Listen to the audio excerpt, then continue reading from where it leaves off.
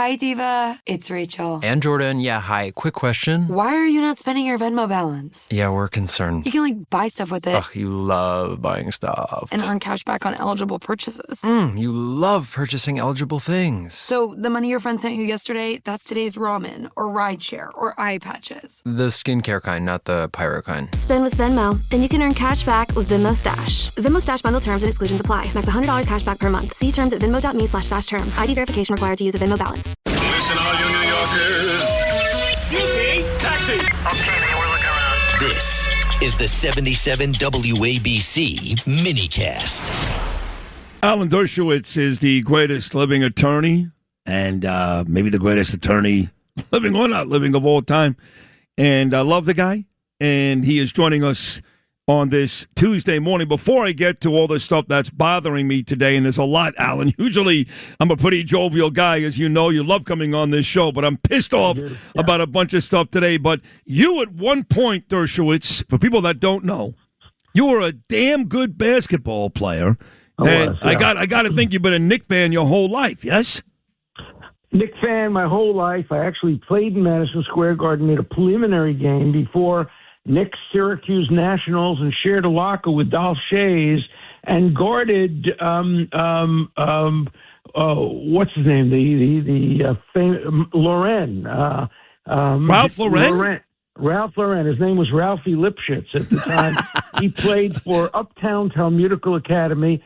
I played for Brooklyn Talmudical Academy, and we played in Madison Square Garden. We played in the Yeshiva Championship game before a Knicks Syracuse Nationals game. Awesome. So I've been a Knick fan since Harry Gallatin, Sweetwater Clifton, Carl Braun, the good old days of one-on-one basketball, zone defense outlawed, no 3-second rule, man-to-man, very tough. So I was watching the game very carefully. And, Bronson is unbelievable.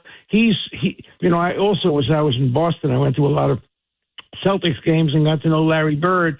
Bronson is the closest thing I've seen to Larry Bird, with his move, his strengths, his unbelievable talent to get to that basket no matter who's blocking him.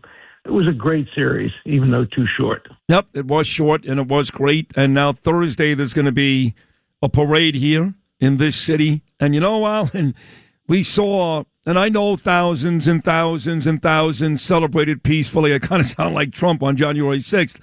But a few rotten apples can certainly ruin it. And we looked like L.A. We looked like Detroit. It was terrible. And I will also tell you that the media hit a lot of stuff, that it was worse than they even said. Police cars, more damages, more cops got hit than they reported, more fires. It was bad. And, the idea of putting 3.5 million people in Lower Manhattan on Thursday, yes, during the parade, it'll be that little perimeter. There'll be plenty of cops there. But once that thing disperses later in the day, I don't want to be in Manhattan. I mean, we have proven the last couple of weeks that we really can't behave. It was terrible. No? Well, and I think it's going to get worse. I think, to move to the next subject, I think that the kind of terrorist plots we saw yesterday, the day before, against President Trump, against his birthday, I think we're going to see more of those as Iran gets more and more money under this deal to give to its terrorist surrogates. I just don't get why Iran is getting more money to do to America, to Israel, to Europe, what it's already done so much of. What is it going to use its money for?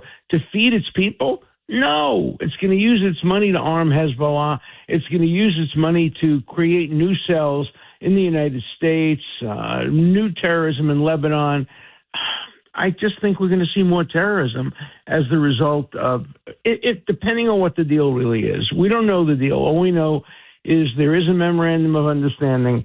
I hope it applies as well to money not being used to subsidize terrorist groups around the world. Yeah, but how are we going to stop that? You're 100% right. The deal stinks. What we know about the deal stinks. What we don't know about the deal stinks. It's Obama's deal all over it again. And they keep, and what Mike Laura told me this morning was that they don't get money unless they release the uranium. They call it the dust.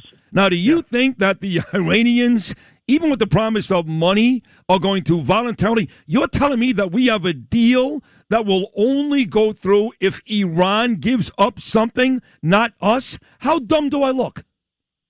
Well, Iran will give up something. It's going to have kind of cosmetic approaches to the deal. It's going to give some dust back.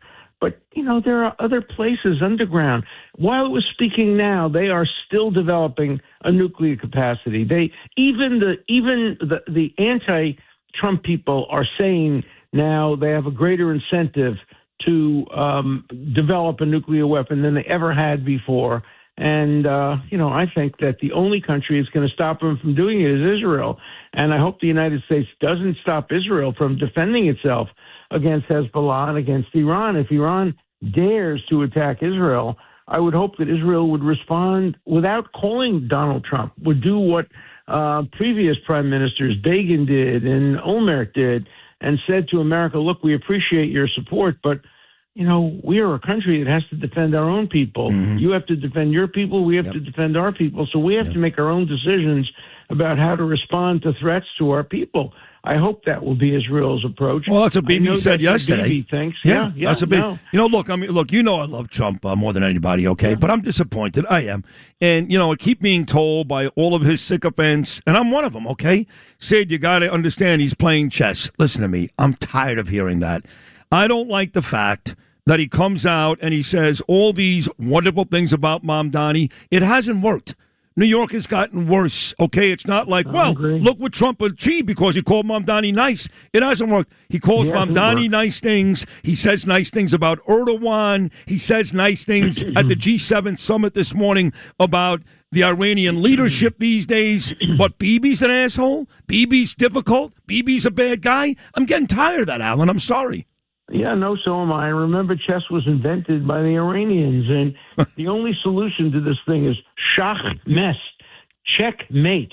That's an Iranian term. The leader has to die. The heads of the other side, the heads of Iran, have to be destroyed. The regime has to be destroyed. There will never be peace in the Middle East with the mullahs in charge, with the Iranian guard in charge. All we're getting is we're kicking the road. And, whoever the next president is going to have this problem in spades over and over and over again. And so we had a chance to destroy Iran. 2 more weeks, 3 more weeks of intense military action might have done it. Yeah, it would be at great cost and at great risk.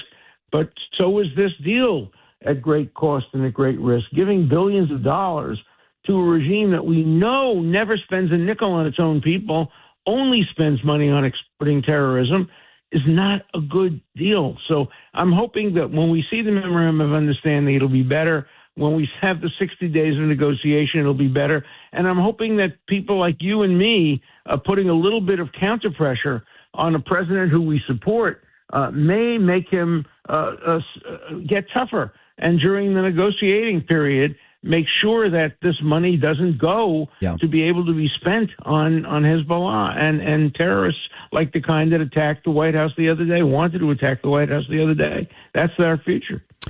Well, he may get mad, too. I mean, he may end up getting mad at me and you. And Mark Levin has also said a couple of things on his show, which is he certainly has. And he loves Trump. And they love each other, Trump and Levin, just like Trump loves me and loves you. So, listen, I'm going to Israel Thursday morning, okay? I'm leaving. Good. Say Thank you. Shalom. Go in Thank peace. you. I am. I have the opportunity again to speak at this amazing JNS International Policy Summit.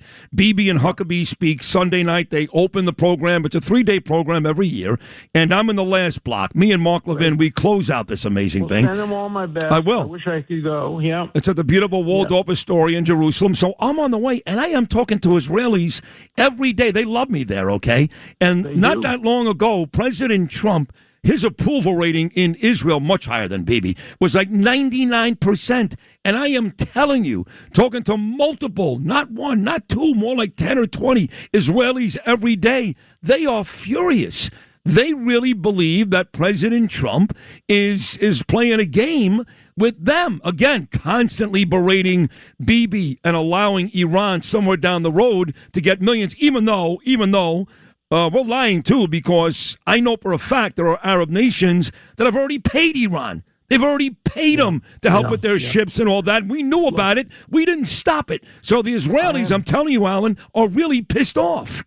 Well, I understand that. I have one hope. I heard a report that one of the biggest critics of the deal is Mark Rubio inside the White House, and he is not happy with the deal. And Mark Rubio is the smartest guy in the cabinet. And as far as I'm concerned, just absolutely brilliant and my nominee for the next president. Me too. But I hope Mark Rubio would have influence on the president over the next 60 days to make sure whatever deal, ultimate deal, is distinguished from the memorandum of understanding emerges, is a much, much, much tougher deal. Because this deal, Barack Obama, who did the worst deal possible, yesterday said this deal is worse. Now, I don't believe anything Obama says, but, if he says this deal is even worse, you got to at least look at it and see. I haven't seen the deal. You haven't seen the deal. Obama hasn't seen the deal. Let's keep an open mind because, we know that the Democrats are much worse.